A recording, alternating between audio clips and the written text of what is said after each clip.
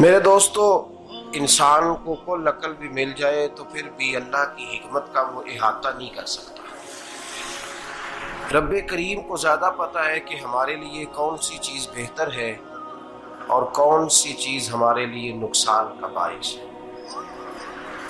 اللہ تبارک و تعالیٰ کی حکمت یہ چاہتی ہے کہ میرے بندے پریشان نہ ہوں۔ رب یہ چاہتا ہے کہ میرے بندے کسی جگہ پہ بھی دقت اور پریشانی کا شکار نہ ہو، تو اللہ تبارک و تعالیٰ نے راہ اعتدال اختیار کرنے کا حکم ارشاد فرمایا کہ تم اعتدال کے رستوں پہ چلو، معتدل زندگی گزارو،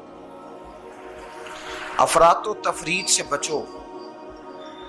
آج جس معاشرے میں ہم وقت گزار رہے ہیں، اس معاشرے میں ہم اس بات کو سمجھنے سے قاصر ہیں کہ اصل ہمارا مسئلہ کیا ہے۔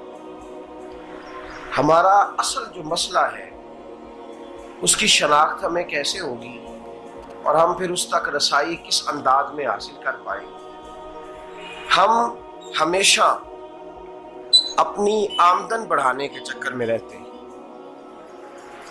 ایک کام اور شروع کر لیں، پارٹ ٹائم جاب شروع کر لیں، کوئی سائیڈ بزنس اس کا آغاز کر لیں۔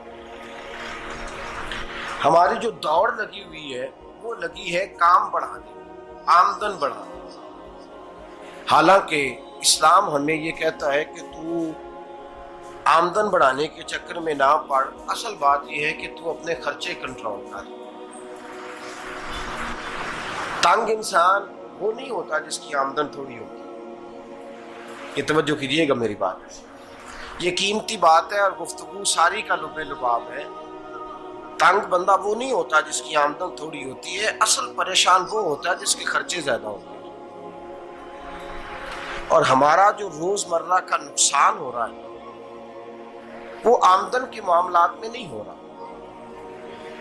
بنیادی نقص جو واقعہ ہو رہا ہے وہ یہ ہے کہ ہمارے اخراجات زیادہ ہیں، اور وہ اخراجات کسی اور نے نہیں بڑھائے، وہ خرچے ہم نے خود بڑھا لیے ہیں اور اب ہمیں اس کا نقصان بھگتنا پڑ رہا ہے۔ اور اگر آپ صحیح معنوں میں ٹٹولیں تو جو بہت امیر لوگ ہیں وہ تو ان خرچوں سے بچ گئے۔ میں نے بہت سارے ایسے ختمات میں شرکت کی ہے، میں بہت ساری ایسی جگہوں پہ گیا ہوں کہ جہاں لوگوں نے بڑا مختصر سا ختم دلایا ہے تو ہو گیا ہے ختم۔ ختم کے معاملے میں کب کسی نے پابندی لگائی ہے کہ اس میں 200 آدمی شریک ہوگا تو تب یہ سال ثواب صحیح ہو سکے گا؟ کون کہتا ہے؟ یا شادی کے موقع پر اگر سارے بہن بھائیوں کو نہ بلایا گیا تو میری شادی پایہ تکمیل تک نہیں پہنچے گی، اس میں برکت نہیں ہوگی، یہ کس نے فتویٰ دیا ہے؟ معتدل زندگی کا اسلام حکم دیتا ہے۔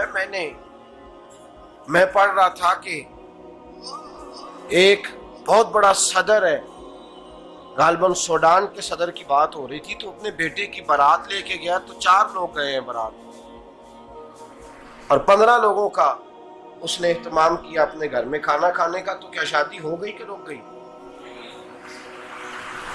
تو بھائی راگ الاپنا اس بات کا کہ بڑی پریشانی ہے، کوئی سائیڈ بزنس شروع کیا جائے فلان جگہ فلان جگہ فلان جگہ، تو اصل معاملہ یہ ہے کہ پہلے ایک بندہ کماتا ہے تو پھر بھی گھر ہی چلتا ہے، پھر بڑا بیٹا ساتھ شامل ہوتا ہے تو پھر بھی گھر ہی چلتا ہے، پھر منجلا بیٹا شامل ہوتا ہے تو پھر بھی گھر ہی چلتا ہے۔ جو رونا دادا جی رویا کرتے تھے کہ بڑی مصیبت ہے، بڑی مشکل ہے، گاؤں میں رہ کے اکیلے ہوتے تھے اور وہ 5 بچوں کو اور 4 بچیوں کو وہ پالتے تھے، تو جو وہاں پریشانی تھی وہی آج پریشانی شہر میں آ کر پڑھ لکھ کر موٹی تنخواہ لے کر وہی پریشانی ہمیں ہے۔ تو میں جس نتیجے پہ پہنچا ہوں اس کو پڑھ کے، قرآن مجید کی چند آیات کو دیکھ کر اور اس مفہوم کی جو حدیثیں کتب احادیث میں پائی جاتی ہیں اور ہمارے بزرگوں نے ہمیں جو مزاج اس حوالے سے دیا ہے، میں اس نتیجے پہ پہنچا ہوں کہ مسئلہ آمدن کا نہیں، مسئلہ خرچے کا ہے۔ ہمارے خرچے بنیادی طور پر زیادہ، اور اگر پھر ہم زیادہ بوجھ خواتین پہ ڈالتے ہیں کہ وہ مطالبے زیادہ کرتی ہیں، اور اگر آپ مجھ سے پوچھیں تو خواتین کی بھی اگر کسی جگہ کوئی عادت خراب ہوتی ہے تو اس میں اصل کردار اس کا ہوتا ہے جو وہ عادت خراب تو کیوں اپنے گلے سے اتار کے آپ کسی کے گلے میں بات ڈالنے کے چکر میں ہیں؟ وہ خواتین کی طبیعت نہیں ایسی ہے. اصل بات یہ ہے کہ ہم نے عادت ڈالی ہے، ہم نے یہ مزاج ان کو دیا ہے تو ان کا بنا ہے، نہ کیسے بن سکتا. تو اعتدال جب تک زندگی میں نہیں ہوتا، پانی پیاس بجھاتا ہے لیکن ایک گلاس ہی ہو تو پیاس بجھاتا ہے، بالٹی کو منہ کو لگائے گا تو کپڑے بھگو دے گا اس کے. حالانکہ پانی بری چیز کا نام نعمت ہے نا بہت بڑی اللہ کی، لیکن پیالے میں ہی اچھا لگتا ہے. کوئی مٹکا منہ کو لگائے گا تو تانگ ہوگا، پیالہ ہی بہتر ہے اس کے لیے. تو میرے دوست، مٹکے سے بھی بعض اوقات کام چل جاتا ہے، لیکن اگر کوئی کہے نہیں مجھے دریا ہی چاہیے تو اس کا تو گھر بہ جائے گا، سارا گھر بہ جائے گا اس کا. ہمیں دریا قابو کرنے کا موڈ بنایا ہوا ہے تو اس سے گھر بہا کرتے ہیں، اس سے گھر بنا نہیں کرتے. گھر پیالے سے پانی پینے سے بنتا ہے.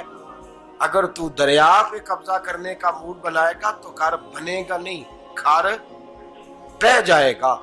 آگ نہ ہو تو کھانا پک نہیں سکتا، لیکن ہلکی آنچ سے کھانا پکتا ہے. اور اگر آنچ تیز کر دی جائے تو جی قرینے قیاس بات کر رہا ہوں، میں عقل سے ماورا نہیں کر رہا.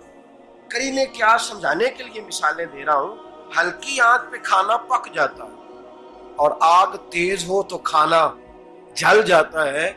کھانا اتنی دیر کھانے کے قابل رہتا ہے جب تک وہ ہلکی آنچ پہ پکتا ہے. تو جتنی مرضی تو کہتا ہے نہیں میرا گزارے نہیں، آگ تیز ہونی چاہیے، تو میاں جل جائے گا، جل جائے گا. ہوا نہ ملے تو سانس نہیں آتی، ٹھیک ہے؟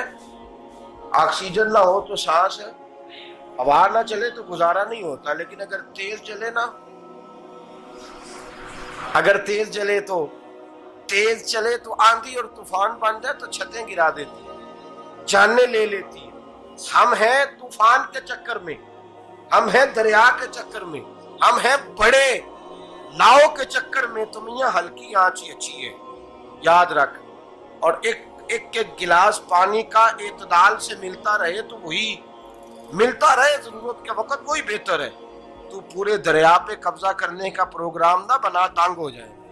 اور میرے عزیز یاد رکھ، ہوا سانس لینے کے مطابق ملے تو وہی اچھی ہے، جو سانس بند کرنے پہ آ جائے وہ ہوا اچھی. ہم نے چکر چلا لیا ہے کہ زیادہ پیسہ، راتوں رات پیسہ، لمبا پیسہ، یہ پلاٹ بھی میرا، وہ پلاٹ بھی میرا، گجرانوالا بھی، گجرات بھی، لالا موسیٰ کھاری اور پنڈی تک جہاں میں جاؤں میرے نام کی تختیاں لگی ہوئی ہونی چاہیے. اسلام منع